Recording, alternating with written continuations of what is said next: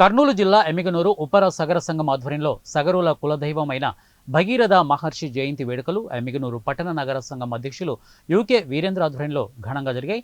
ఇక పట్టణంలోని ఉపర కళ్యాణ మండపం నందు శ్రీ శ్రీ భగీరథ మహర్షి విగ్రహానికి పాలాభిషేకం చేసి పూలమాలలు వేసి పూజా కార్యక్రమాలు నిర్వహించారు.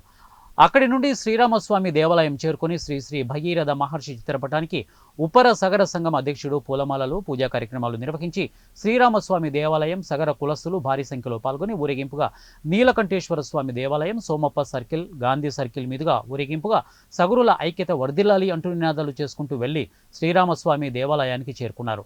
అనంతరం ప్రభుత్వ హాస్పిటల్ నందు బాలింతలకు పళ్ళు పాలు బ్రెడ్లు పంపిణీ చేసి శ్రీరామస్వామి దేవాలయం నందు అన్నదాన కార్యక్రమాలు నిర్వహించారు. ఈ కార్యక్రమంలో పట్టణంలోని సగరులు అందరూ పాల్గొన్నారు.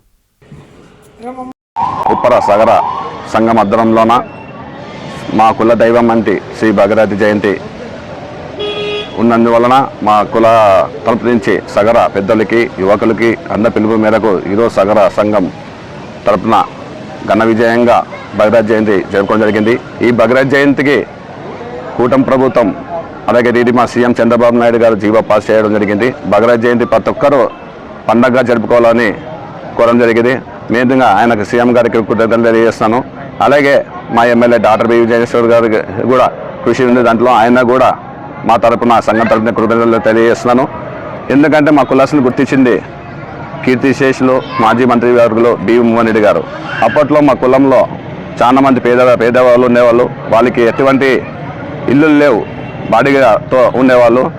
మోహన్ రెడ్డి గారు మమ్మల్ని గుర్తించి 650 పట్టాలు ఇవ్వడం జరిగింది 2 సెంట్లు. మన కులసులు కూడా ఈరోజు మీటింగ్లో చెప్పినాము, తొందరలో ఈ నెలలో మీటింగ్ ఏర్పాటు చేస్తాము. ఆయన కోరడం ఒకటే, మేము భగీరథ విగ్రహం కావాలన్నాము. రెండోది మా పట్టాలకి మా కులసులకి అందరికీ లోన్స్ ఇప్పించి ఇల్లు కట్టియమని చెప్పడం జరిగింది.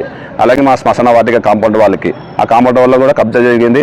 దాని విషయంలో కూడా ఎమ్మెల్యే దృష్టికి తీసుకెళ్ళినాము. ఆయన కూడా దాన్ని స్పందించి తొందరలో సర్వే చేయించి మా కాంపౌండ్ అది అద్దెలు చూపించడం జరిగింది. ఆయన కూడా కాంపౌండ్ వాళ్ళు కూడా ఎంతో సాయం అందిస్తామని చెప్పాడు. ఇవన్నీ ఆయన